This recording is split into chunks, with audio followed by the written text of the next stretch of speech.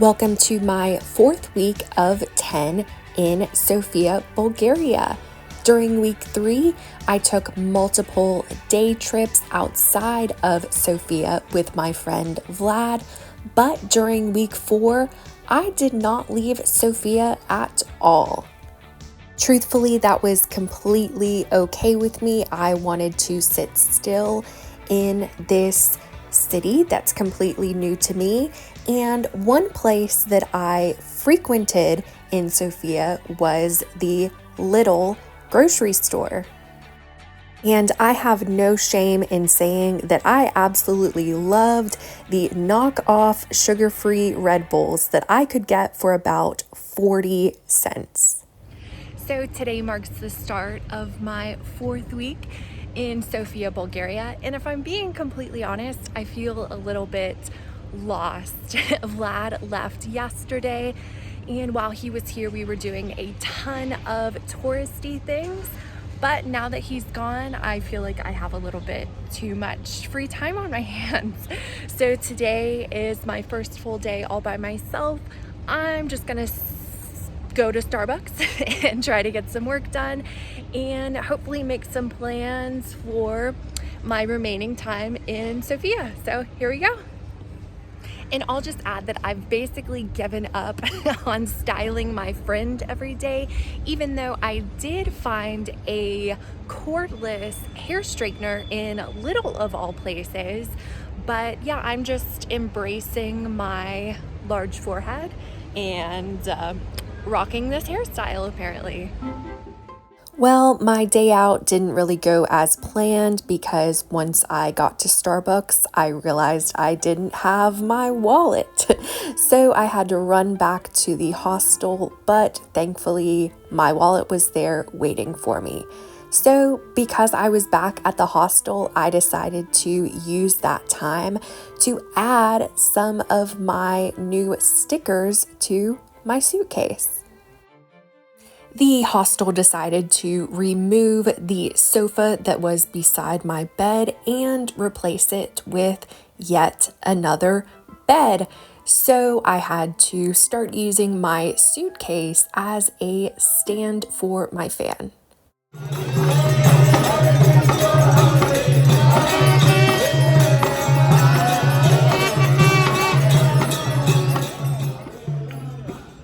While on Vitosha Boulevard, I ran into a group of Hare Krishnas, and I will say that they put smiles on a lot of people's faces.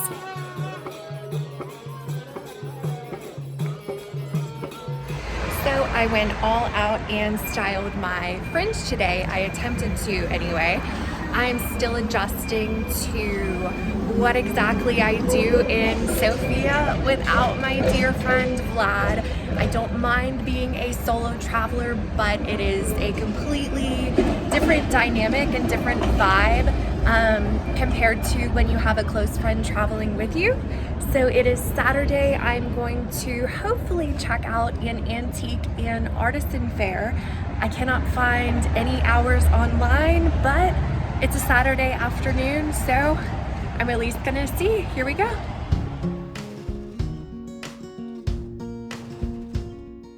I had read some negative reviews about vendors at the antique and artisan fair selling inauthentic items and also selling items from World War II.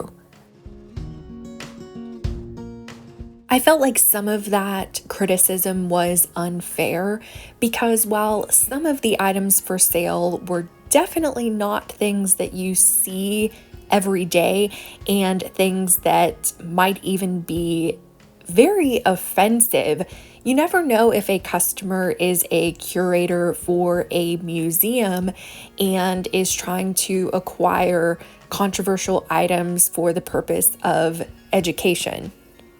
After all, I do not believe that we should be completely erasing history and pretending like some of these items just never existed.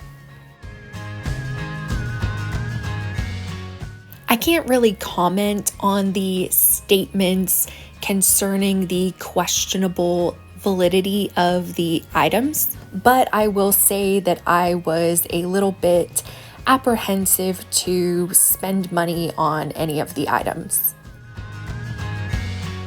I did, however, end up buying one thing, and it was a sticker for my suitcase.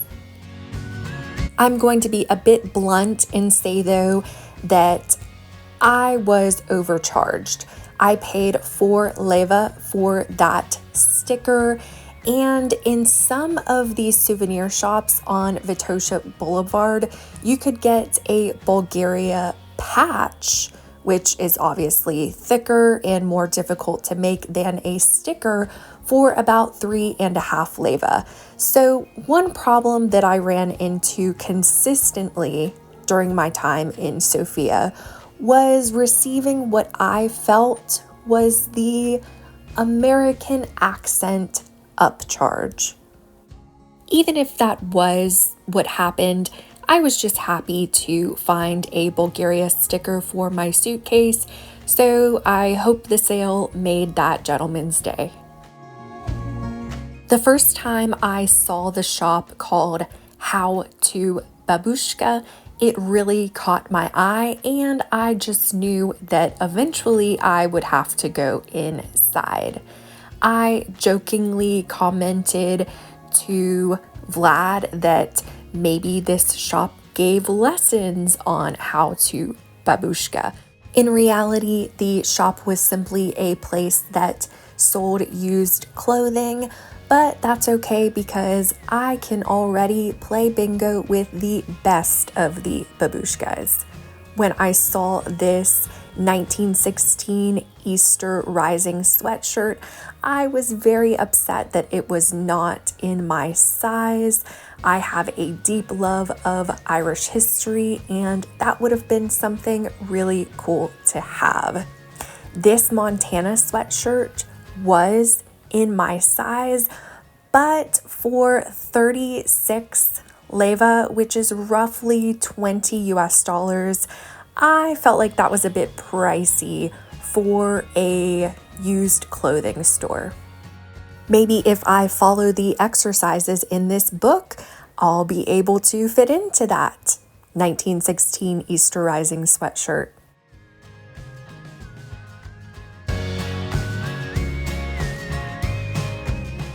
Speaking of books, oh, hey, it's Lennon.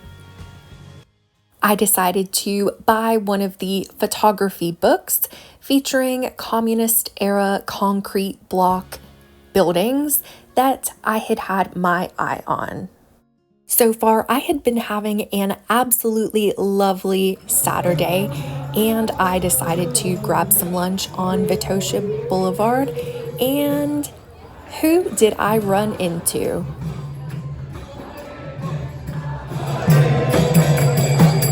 Hare Krishnas, Hare Krishnas, Krishna Krishna.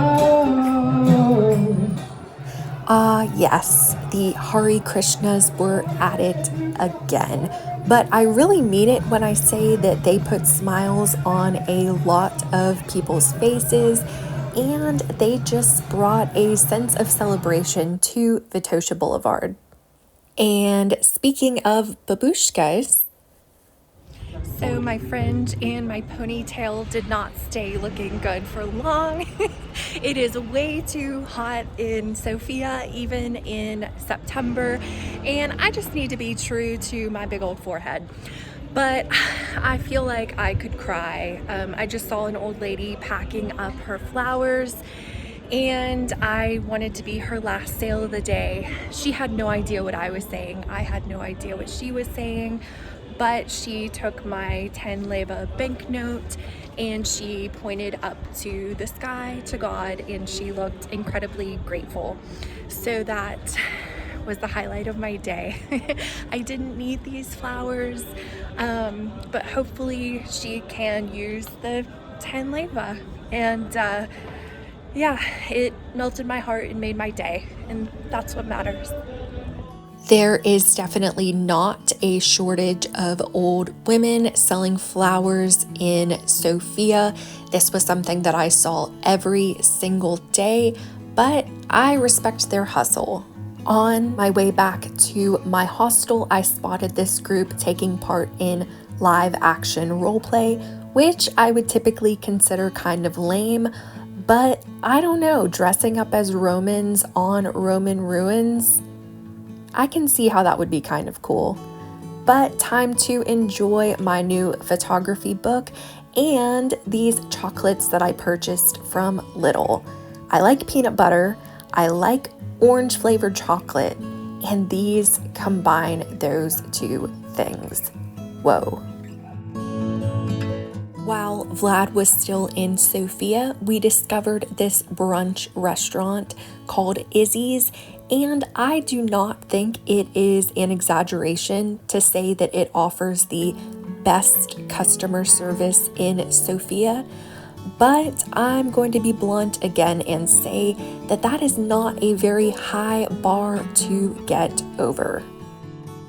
I have been told that Sofia's seemingly poor customer service is a lingering effect of the communist era where individuals got paid whether they had a friendly demeanor or not. And while that may be true, it doesn't make it any more pleasant for patrons.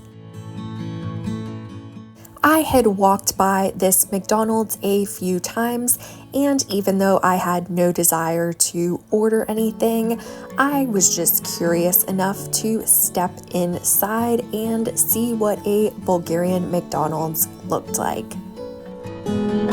I will say though that I did eventually go back and purchase some McDonald's chicken wings, and they were actually pretty good. Here I am shamelessly giving into my Starbucks addiction before finally braving the Sofia public transport system and giving the tram a try. It turns out I had nothing to be worried about. The tram system was very intuitive and it was easy to hop on and tap my debit card. But sometimes using public transportation in a new country can be quite intimidating for travelers, at least for me anyway, because sometimes you don't know if they will accept cards, and if they take cash only. There's nothing worse than digging through your coin purse trying to find the exact change in a currency that you are not familiar with. That has happened to me before and it's kind of embarrassing. I decided that I needed a small break from my 18-bed hostel dorm. This was especially true considering they moved the sofa that was beside me and put yet another sleepy, smelly traveler there. I'm just kidding about the smelly bit. I was actually very fortunate that pretty much all of the other hostel guests were pleasant to be around. But when you're sleeping right beside a stranger and they're close enough that you could reach your arm out and touch them, well, sometimes you just need a break from that atmosphere.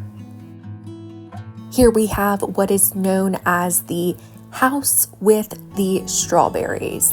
At least that is what tourists know it by. I had described this house to a local within Sofia using that name, and they had no idea what I was talking about. But once I mentioned the background of the house, he knew the exact property that I was referring to. The quote-unquote house with the strawberries supposedly earned its name because the original owners had strawberries in the front yard, but as you can see, those strawberries are certainly long gone. The gorgeous residence was nationalized by the Bulgarian Communist government in 1947, and the ownership dispute over the property has remained unresolved since the fall of communism. The lack of clear ownership for the house with the strawberries has prevented any proper restoration or maintenance efforts, leading to the building's current state of decay. And as you can imagine, if you were potentially the rightful owner because you were the descendants of the original owners, you probably would not want to spend a lot of money on restorations for this property if you didn't know if it was going to remain in the hands of the Bulgarian government. Despite the home's historical significance as a unique example of Sofia's early 20th century architecture and a representation of the city's cultural and artistic development during that era, the unresolved legal issues have hindered efforts to preserve the house, leaving it in a deteriorating condition. On my final day of week 4, I decided to check out some of the Roman ruins on my way to the Sofia History Museum. I stumbled upon what appeared to be an old church, but I wasn't quite sure if I would be welcome inside, so I forwent entering. These ruins are the remains of an ancient Roman city known as Serdika, dating back to the 2nd century AD. They feature well-preserved streets, public buildings, and artifacts that highlight Sofia's rich history and connection to the Roman Empire. These ruins are located right beside Sofia's central train station, so they are essentially seamlessly integrated into the modern urban landscape, making them a fascinating mix of past and present. The last thing on my agenda for week 4 was visiting the Sofia History Museum. The Sofia History Museum is located in the beautiful former Central Mineral Baths building, which is made of gorgeous yellow tiles. The museum had exhibits tracing Sofia's history from ancient times up to the early 20th century, including artifacts from the Roman Serdika ruins and traditional Bulgarian costumes. Interestingly, however, I could not find any exhibits in the museum from the post-World War II or communist era. This is possibly due to the lingering sensitivity and political controversy surrounding that period in Bulgarian history, which can make it a challenging topic to present objectively in a museum setting. Closing out my 4th week in Sofia, and while walking back to my hostel, I got to see some additional Roman ruins. These were part of the northeastern corner tower of Serdika. I mentioned earlier that the Roman city of Serdika dates back to roughly the 1st or 2nd century AD. However, the majority of the Serdika ruins that can be found in Sofia date back to a bit later, roughly the 4th, 5th, and 6th centuries AD. I thoroughly enjoyed getting to stay put in Sofia during my 4th week in Bulgaria, but let's see what week 5 has in store.